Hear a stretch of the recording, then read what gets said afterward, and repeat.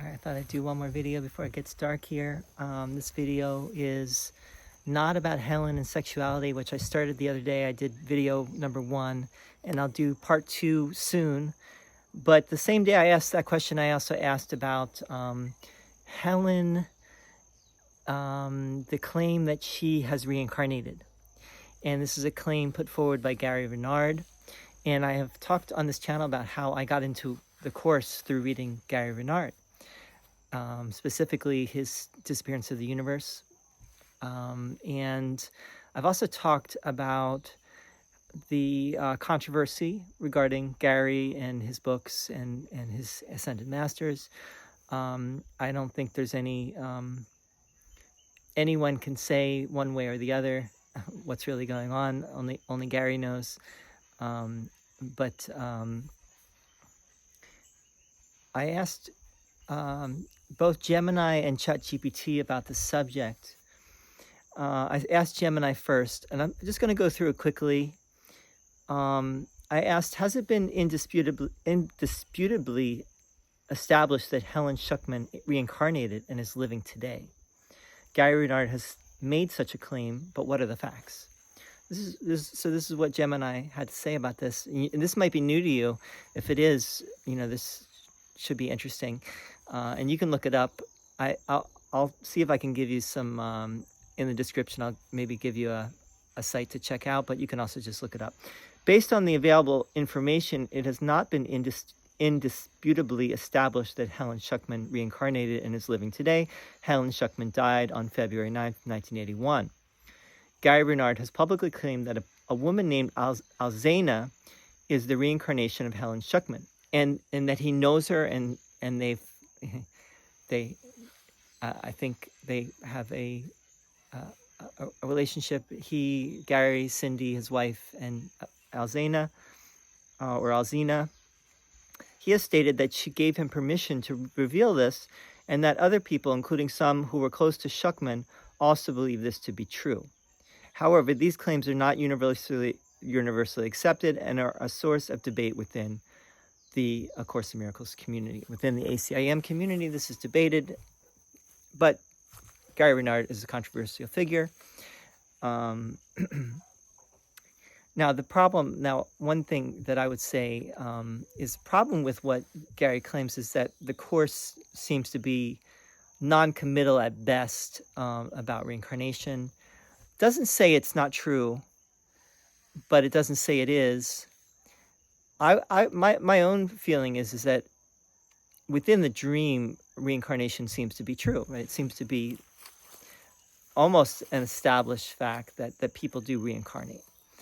And I say that, I'll have to do a whole nother video on why I think that. But the Course's basic position is that just like everything else here, it's illusory. So what if someone reincarnates or not?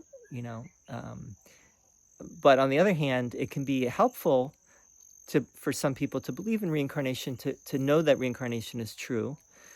It might be helpful, but it also can be harmful, depending on whether one comes to it from the ego, one comes to it from the Holy Spirit. So, like everything, right? So, and there is that section in the manual, is reincarnation so? And I've read that on this channel as well, and I'll read it again. Is reincarnation so? It's a very interesting question and answer that Jesus takes on. The claim by Gary Renard and that Helen Schucman has reincarnated as a woman named Alzena has generated significant controversy within the ACIM community for a few key reasons. First of all, contradiction with A Course in Miracles teachings, the nature of reincarnation. A Course in Miracles addresses reincarnation directly in its manual for teachers. It states that in its ultimate sense, reincarnation is impossible because time and separate lives are not real. It frames the concept as potentially, quote-unquote, helpful if it strengthens the idea of the eternal nature of life, but cautions that it can be bitterly misused to induce preoccupation and perhaps pride in the past or inertia in the present. Renard's claim, by identifying a specific person as a reincarnation and giving her a special status, seems to contradict the Course's overall message that individual identity and past lives are ultimately part of the ego's illusion. Focus on the message, not the messenger. A central theme of the Course is to focus on the content of the message of forgiveness and awakening, not on the form or the messenger. Helen Schucman herself was very clear that she did not want a cult of personality built around her. She was uncomfortable with the specialness associated with her scribing the Course. Critics argue that Renard's claim does precisely what the Course warns against. It creates a quote-unquote special person to be followed and elevates a specific individual's life story, which can become a distraction from the core teachings of the Course.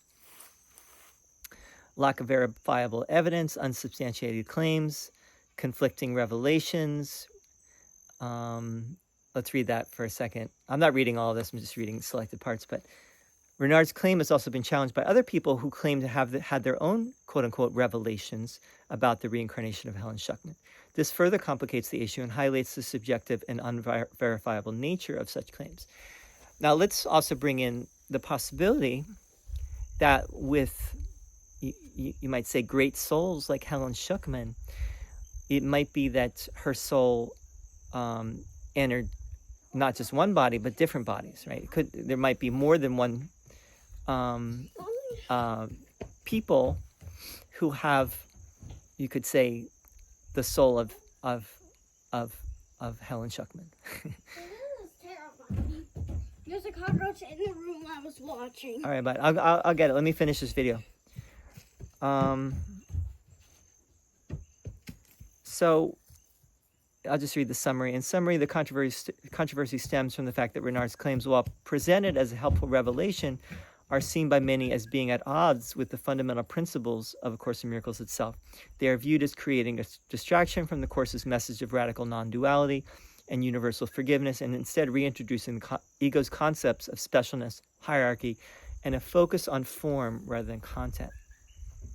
Then this is what I wrote in response to that to Gemini. That's what I was feeling, yes. I also felt that way when reading Renard's book about Buddha and Jesus. He has a book about the lives of Buddha and Jesus. He seemed to be making them very special figures in the dream, and perhaps they were, and perhaps neither of them ever really existed. We don't know. But to make them such larger-than-life figures also seems to undermine the fundamental message of ACIM. What are your thoughts about that particular book of Renard's, and what have been some of the criticisms of it? This is what Gemini says. So I was saying something critical about that book because, in particular, Gary Renard seems to make Jesus and Mary very special figures in the dream, right? Like putting them up on a pedestal. You've hit on a very important point of contention within the ACIM community. You're right, the idea of larger-than-life special figures like Jesus and Buddha seems to run counter to the core message of the Course itself. Here's a breakdown of the thoughts and criticisms surrounding Gary Renard's books on this topic. The core of the criticism: 1, the Course's stance on specialness. 2, the problem with larger-than-life figures. 3, contradiction with the Course teachings on past lives. And then there's criticisms of Gary Renard's books in general. I'm going to do another video. I'm going to do a second video on this. This is just the beginning. This is part 1 of this topic. So I'll see you again very soon. Thanks for tuning in.